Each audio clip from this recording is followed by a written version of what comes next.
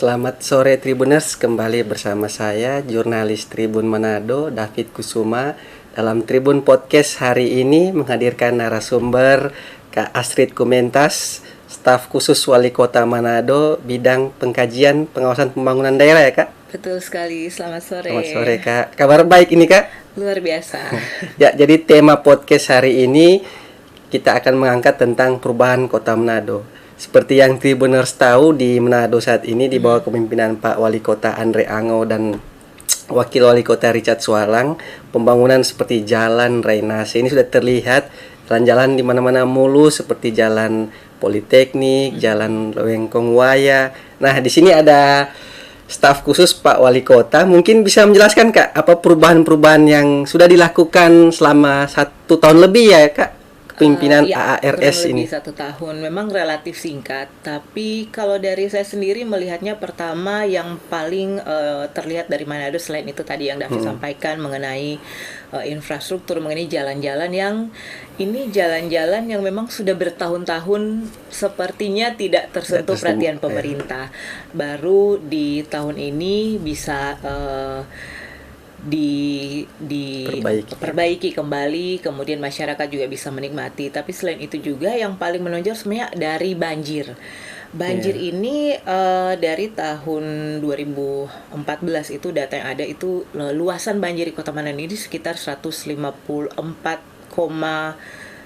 sekian hektar.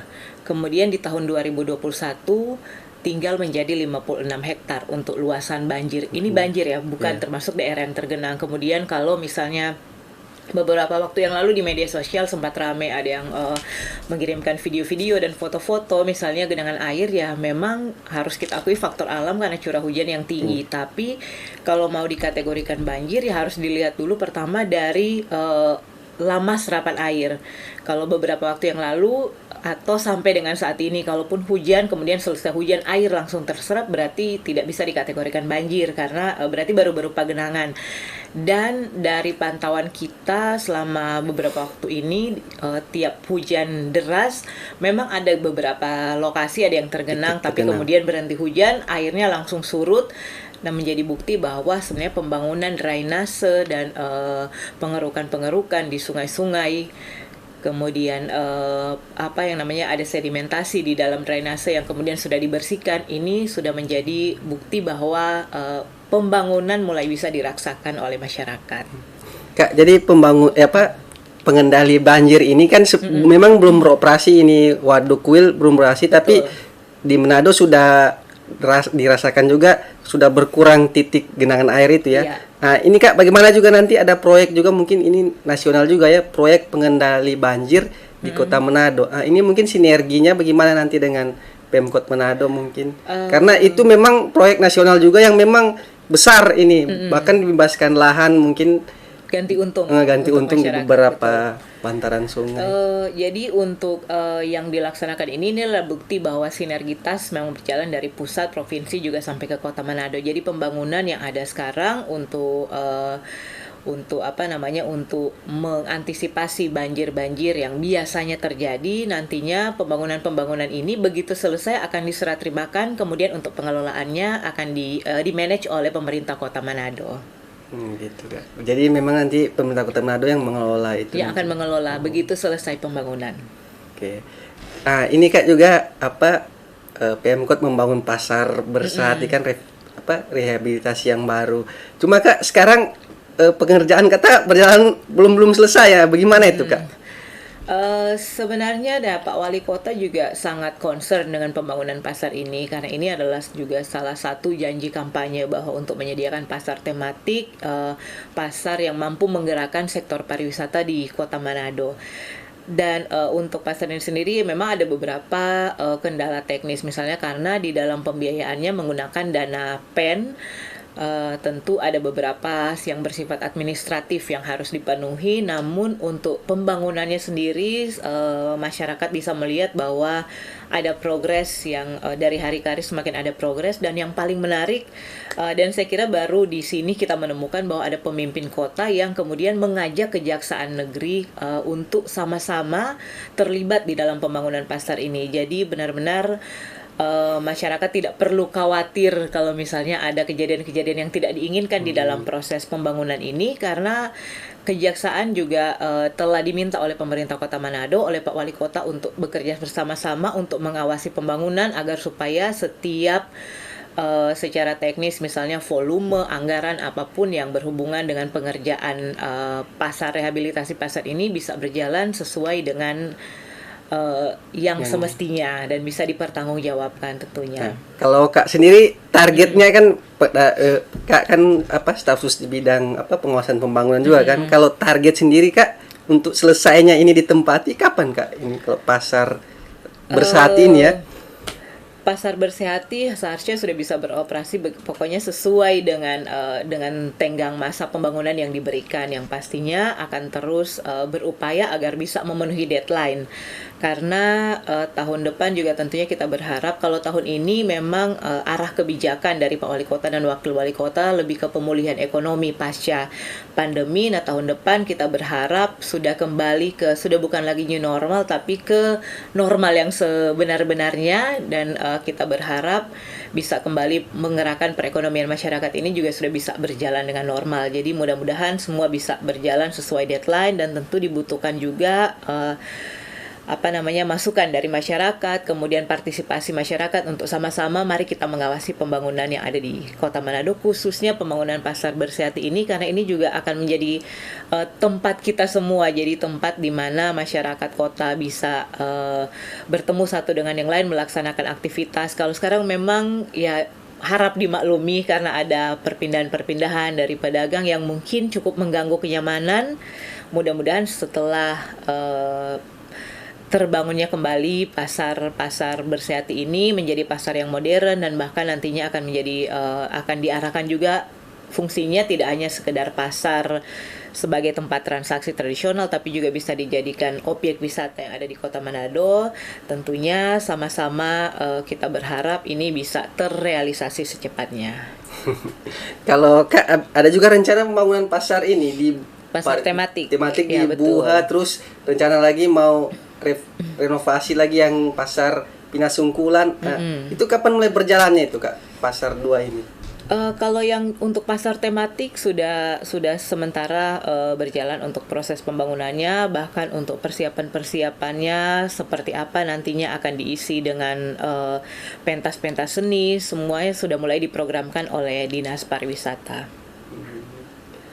Terus Kak, kalau untuk pasar Pinasungkulan sendiri kan lalu ada yang sempat nggak setuju sih, menolak untuk dipindahkan oleh PD Pasar mungkin karena mau katanya untuk renovasi. Bagaimana itu Kak? Mereka ingin difasilitasi juga, menurut PD Pasar itu nanti mau bangun drainase di situ, sementara mereka sudah jualan di situ.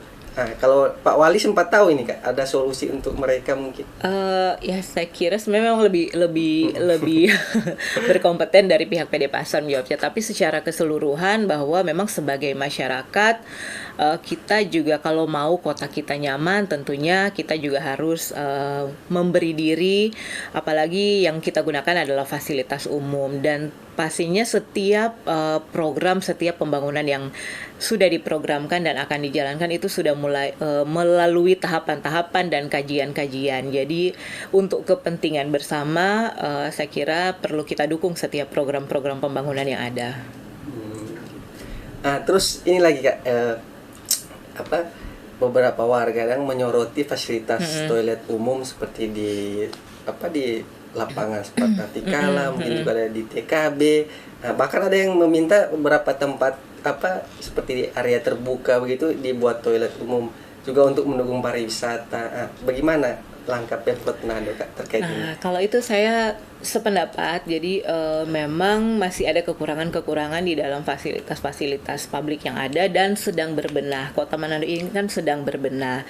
Nah, misalnya katakanlah di TKB dulu dan sekarang untuk fasilitas toilet umum, kalau sudah pernah mencoba toilet umum yang di sana, kalau dibandingkan dengan zaman dulu itu kalau tidak salah malah tidak ada, selalu dikunci. Kalau sekarang sudah dioperasikan, kemudian ada yang menjaga. Cuma memang Kekurangannya karena masih harus melewati tangga, jadi mungkin belum disabilitas friendly, atau kemudian bagi orang-orang tua kita masih belum begitu ramah karena ada anak tangga yang curam. Kedepannya tentu akan terus dibenahi, jadi memang wajib, dan Pak Wali Kota sendiri pun selalu mengingatkan bahwa setiap fasilitas umum yang paling penting kita perhatikan juga adalah tentu fasilitas publik berupa kebersihan dari toilet-toilet umum yang ada di setiap fasilitas publik. Jadi dalam hal ini tentu Kota Manado akan terus berbenah. Kalau memang ada masukan, saran dari masyarakat, boleh disampaikan langsung. Baru-baru ini juga Pemkot Manado menggulirkan dana lingkungan, Kak. Dananya fantastis sih, 75 miliar. Ya. Mungkin untuk semua lingkungan ya. Apa Betul. salah satunya tidak untuk perbaikan toilet juga mungkin, atau seperti apa penggunaannya, Kak? Oke, baik. Jadi sebenarnya dana 75 miliar ini kalau dibagi ke 504 lingkungan sebenarnya cukup efektif dan efisien dibandingkan misalnya kita menganggarkan satu persatu kemudian namun tidak tepat sasaran. Jadi kenapa program ini muncul terlebih dahulu? Jadi ini Baru di tahun ini ya, Kak? Maksudnya di betul, di pemerintahan AARS AARS. Jadi ini. sebenarnya ini bermula dari Pak Wali Kota dan Wakil Wali Kota semasa menjabat sebagai wakil rakyat, yang kemudian mereka menilai bahwa setiap usulan pembangunan yang disampaikan oleh masyarakat dari tingkat kelurahan di Musrenbang itu sampai di tingkat atas biasanya hilang, kemudian tergantikan dengan dan lain-lain dan sebagainya. Jadi bentuk perhatian dari Pak Wali Kota dan Wakil Wali Kota adalah kemudian dengan menganggarkan, memberikan budget untuk setiap lingkungan, ada pembangunan sebesar kurang lebih 200 juta rupiah setiap lingkungan, dan kemudian mereka mengusulkan sendiri. Tentu melalui mekanisme yang ada, tentu tetap melalui tahapan-tahapan yang berjalan. Jadi usulan-usulan ini berasal dari masyarakat yang berada di lingkungan setempat, dan mereka yang lebih tahu sebenarnya kebutuhan di lingkungan tersebut seperti apa. Jadi diharapkan dengan program ini tentu bisa tepat sasaran. Kemudian kalau anggaran yang dikatakan cukup fantastis 75 miliar itu kurang lebih itu adalah total dari 504 lingkungan. Dengan tentunya prioritas tiap lingkungan kan pasti berbeda-beda. Bisa saja kalau memang diusulkan, ada yang mengusulkan misalnya pembangunan toilet umum untuk kepentingan bersama di lingkungan tersebut, atau kemudian mereka mau ada drainase, pengaspalan jalan dan sebagainya, tentu akan diprogramkan sesuai dengan kebutuhan dan sesuai dengan usulan. Tapi yang pembangunannya sendiri dari Dinas PUPR Manado atau Dinas Permukiman yang mengelola itu, cuma usulan yang dari masyarakat. Betul, jadi akan dikelola per kecamatan agar lebih mudah sebenarnya di dalam proses administratifnya, dan kemudian juga dalam hal pengawasannya tentunya. Jadi pengelolaannya tergantung dengan usulan masyarakat. Jadi kalau memang untuk karena seperti kita tahu kalau untuk pembangunan infrastruktur, pembangunan fisik pasti akan ke Dinas PUPR dan juga Dinas Perkim. Namun tentu bekerja sama dengan dinas-dinas lainnya kalau misalnya ada kebutuhan-kebutuhan spesifik yang diusulkan oleh masyarakat. Nah, terus yang di baru-baru ini yang Pak Wali Kota tinjau itu Malayang Beach Walk ya, kalau nggak salah, dengan itu juga dengan kementerian. Mungkin itu Kak, pengelolaannya seperti apa kalau itu Malayang Beach Walk katanya akan menjadi salah satu ikon wisata nanti di Manado seperti itu. Iya betul. Jadi Malayang Beach Walk ini sebenarnya ini ada proyek kembar sama bentukannya dengan yang ada di Pulau Bunaken. Namun tentu dari segi fisik bangunannya sama, tapi untuk pemanfaatannya kurang lebih di Pulau Bunaken juga ada sama, bentuknya sama. Nantinya akan begitu peresmian bersama-sama akan di-reveal bentuknya. Jadi ini adalah proyek kembar yang tentu menarik, dan Manado sebagai kota yang terus berbenah. Sebelumnya memang banyak sekali UMKM yang berjualan di kawasan sekitar, tapi tidak terdata dan kemudian ya bisa dikatakan dalam tanda kutip secara liar tentunya berjualan. Jadi di pinggir-pinggir pantai betul. Dulu. Kemudian juga karena jalur jalan trans yang tentunya semakin hari kalau tidak ditata ini semakin sempit, menyebabkan kemacetan yang lumayan panjang. Jadi kemudian dari pemerintah pusat, provinsi, dan kota Manado bersinergi untuk mengelola ini. Nantinya akan menjadi kawasan UMKM. UMKM yang berjualan di situ telah didata, dan nantinya mereka tentu dengan standar-standar yang ada akan bisa berjualan di lokasi yang sudah disiapkan.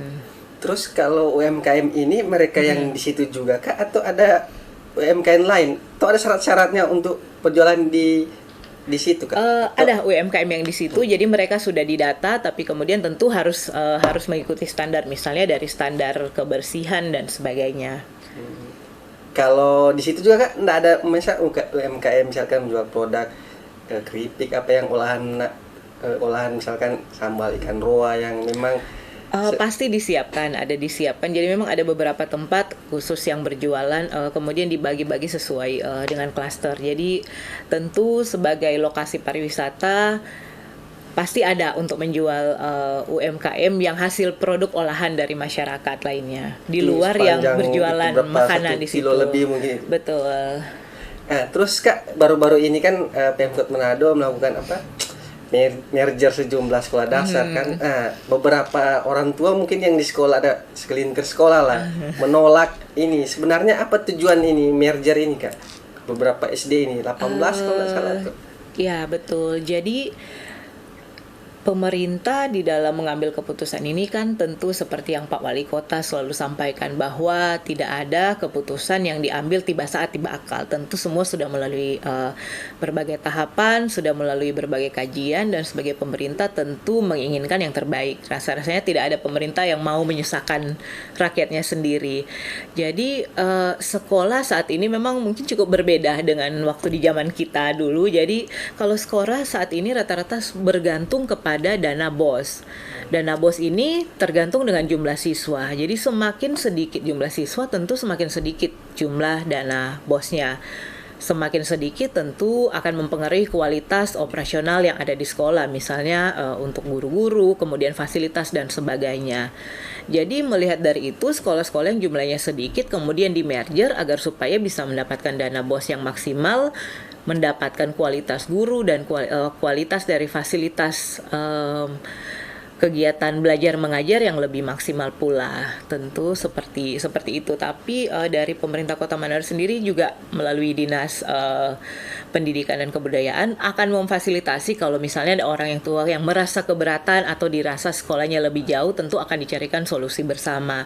Namun yang pasti keputusan untuk merger ini sendiri untuk kepentingan menaikkan kualitas belajar mengajar yang ada di sekolah. Karena itu tadi, kembali lagi, saat ini pengelolaan sekolah ini bergantung kepada dana BOS.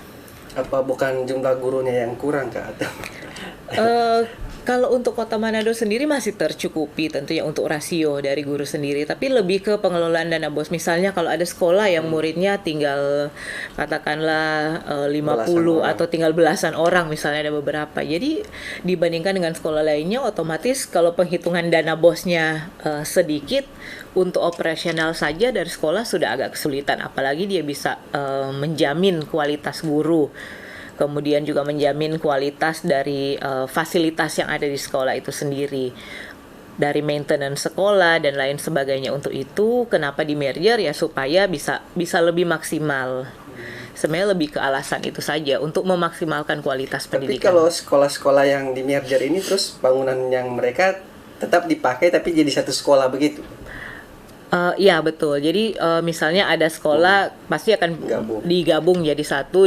Tentu akan dilihat mana yang lebih layak atau lebih dari segi daya tampungnya. Kemudian untuk salah satu bangunan lainnya yang tidak terpakai tentu akan dialihfungsikan untuk kebutuhan lainnya. Jadi tetap mau dipakai cuma jadi satu sekolah begitu. Betul. Ya? Oke, Kak, ini baru ini sementara mungkin berlangsung ini pembahasan mungkin di DPRD rencana Pemkot memperpanjang jam operasional tempat hiburan. Salah satu alasan menurut Pak Wawali ya, Pak Richard Sualang, untuk menaikkan PAD di sektor pariwisata. Nah, ada mungkin yang sudah beredar selama ini, jadi tempat hiburan itu beraktivitas 24 jam, dari sebelumnya dibatasi jam 1 malam ya mungkin. Nah, itu bagaimana Kak terkait itu sendiri? Ya betul. Jadi sebenarnya untuk ini adalah upaya untuk menggerakkan perekonomian di Kota Manado sendiri. Kalau tidak salah sekarang sampai jam 12 sebenarnya kalau untuk saat ini. Kemudian ditambah lagi dengan 2 tahun terakhir di masa pandemi yang PAD kemudian menurun betul terus ya PAD dari pariwisata. menurun. Nah, tentu Manado kalau kita mau bersiap untuk menjadi kota pariwisata, menjadi kota industri dan kota jasa, tentu harus menyesuaikan. Nah, soal jam operasional itu dalam artian diberi keleluasaan. Misalnya seperti di Bali. Walaupun dengan keleluasaan yang ada kan kalau tidak salah memang hampir tidak ada tempat yang beroperasi 24 jam juga. Jadi tetap ada apa namanya tetap juga mereka Istirahat ada istirahatnya, memikirkan untuk manajemennya, tapi setidaknya pemerintah memberikan keleluasaan. Keleluasaan dalam artian ya dalam 24 jam ini kalau memang ada yang mau beroperasi atau mau supaya tetap roda perekonomian tetap berputar selama 24 jam, dipersilakan tentu dengan memenuhi syarat-syarat yang ada. Terus kalau pengawasannya sendiri nanti kan biasa 24 jam begini, bisa juga misalkan ada sesuatu terjadi tindakan kriminal misalkan ya sudah pulang atau bagaimana itu Kak kalau itu? Sedang dibahas. Sedang dibahas di dalam ini juga di Manado dan dan Kak akhir-akhir ini ya. Mungkin ini butuh peran serta semua masyarakat juga dari aparat pengawasan hukum, penegak hukum juga. Kan semalam misalkan terjadi juga pembunuhan di Kleak, terus beberapa hari sebelumnya juga pernah juga terjadi di tempat pos ronda yang sudah tak dipakai, bahkan wali kota sendiri sudah bilang kalau tidak dipakai lagi pos ronda dirubuhkan aja tuh dikembalikan ke lingkungan terkait pengawasan. Memang kalau terkait keamanan ini kan mesti perannya penegak hukum paling banyak kan, tapi pemerintah Kota Manado juga kan tidak tinggal diam. Ini juga akan berdampak misalkan di masalah pariwisata. Kalau Manado tidak aman kan orang jadi takut datanya. Kalau dari pemerintah Kota Manado bagaimana Kak terkait keamanan ini Kak di Manado sendiri? Iya, jadi memang betul bahwa untuk mendukung segala upaya-upaya yang dilaksanakan oleh pemerintah, salah satunya kita menyediakan situasi yang kondusif untuk investasi dan kemudian untuk masyarakat beraktivitas. Memang tidak dipungkiri akhir-akhir ini mencuatnya kalau dari segi angka saya sendiri tidak bisa bicara banyak karena memang belum mengetahui data secara pastinya, tapi mungkin karena pengaruh juga media yang semakin transparan, jadi orang bisa mendapatkan informasi begitu cepat, jadi begitu ada kejadian langsung mencuat. Nah, ini tentu menjadi perhatian bersama dan beberapa waktu yang lalu dari pihak Polresta Kota Manado juga telah menyampaikan statement bahwa tentu akan terus diadakan patroli-patroli. Kemudian dari pemerintah kota sendiri tetap berjalan sebenarnya koordinasi dari pihak Polsek kemudian dengan kecamatan itu tetap berjalan. Dan yang paling penting sekarang ini pemerintah Kota Manado juga di bawah pemerintahan Pak Wali Kota dan Wakil Wali Kota tengah menggiatkan untuk melakukan pendataan.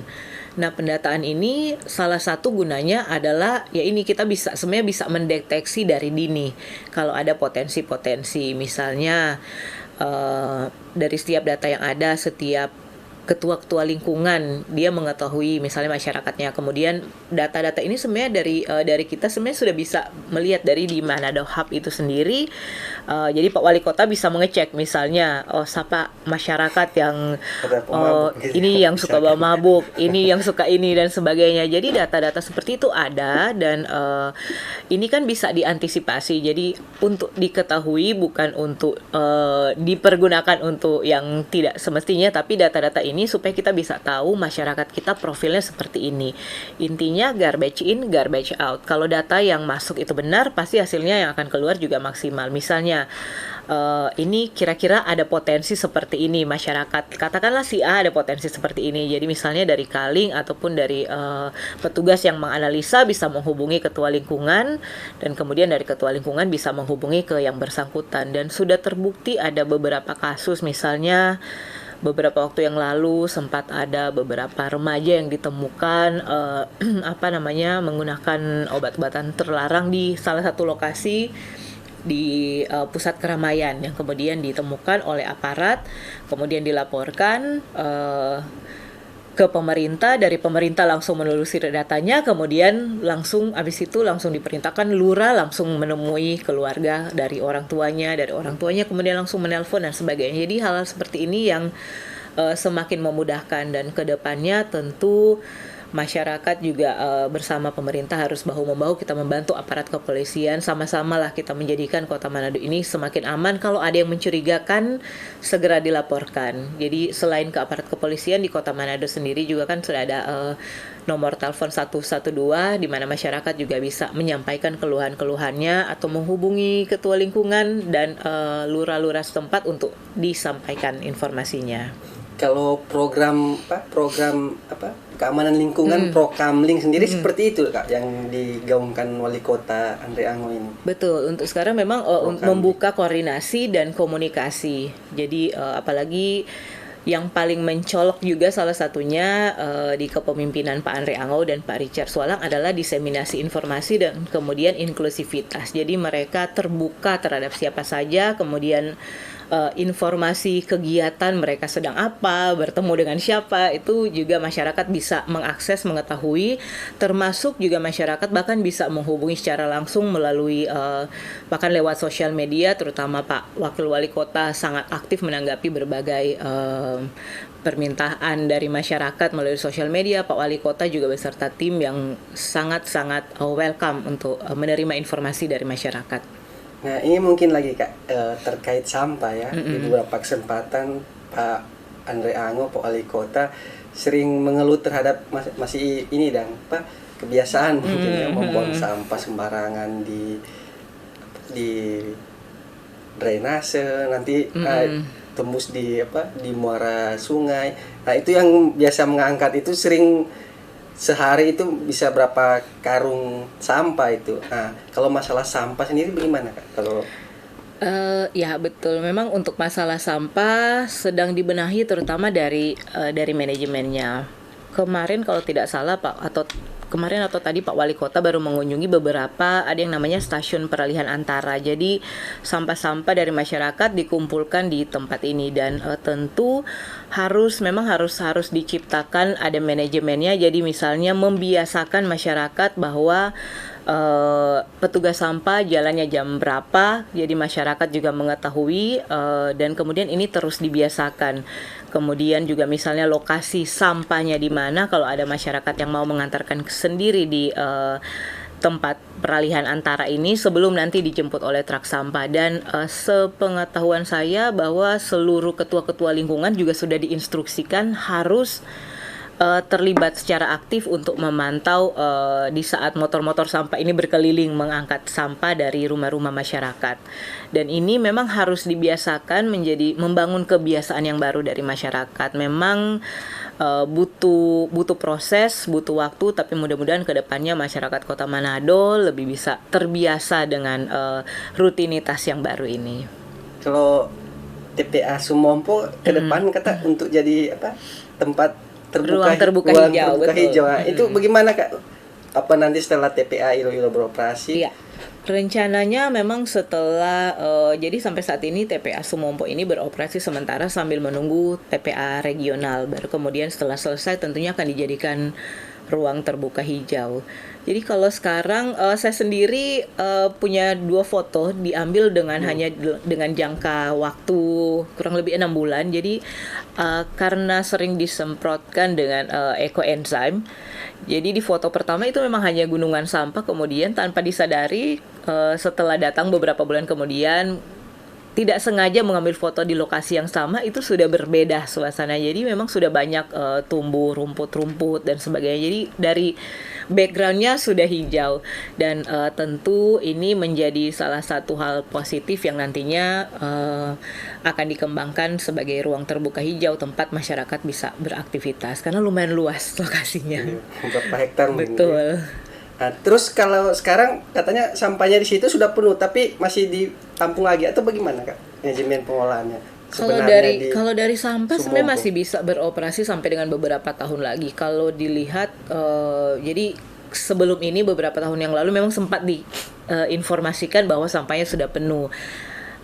Padahal yang terjadi adalah hanya karena tidak ditata sampah-sampahnya. Jadi mereka misalnya ada truk sampah datang langsung membuang di lokasi yang paling dekat dengan jalan, akhirnya terlihat penuh. Kemudian Pak Wali Kota, langkah pertama Pak Wali Kota begitu terpilih setelah Wali Kota adalah kemudian dengan turun langsung ke TPA Sumompo dan membuka jalan.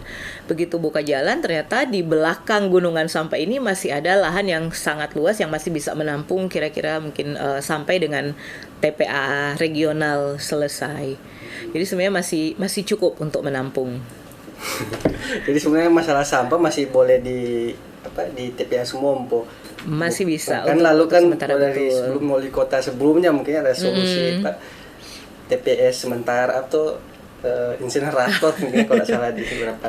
Kak, mungkin ini yang terakhir, beberapa waktu lalu Pemkot Manado mengajukan banding atas ketua lingkungan sebelumnya ya, mungkin protes atau merasa tidak terakomodir. Itu bagaimana Kak sebenarnya? Kalau untuk masalah hukum ya saya kira biarlah berproses sebagaimana mestinya. Namun dari pemerintah Kota Manado sendiri dan masyarakat juga menilai bahwa dari awal seleksi ketua-ketua lingkungan ini diumumkan secara terbuka dan masyarakat juga bisa mengawasi secara terbuka. Kemudian setelah ada hasilnya diumumkan kembali secara terbuka dan terbukti mereka yang terpilih bisa kita lihat kinerjanya saat ini seperti apa di lapangan. Kalaupun misalnya ada yang kinerjanya tidak baik, banyak sekali ada beberapa dari masyarakat yang kemudian melaporkan kembali kepada pemerintah untuk kemudian dievaluasi. Jadi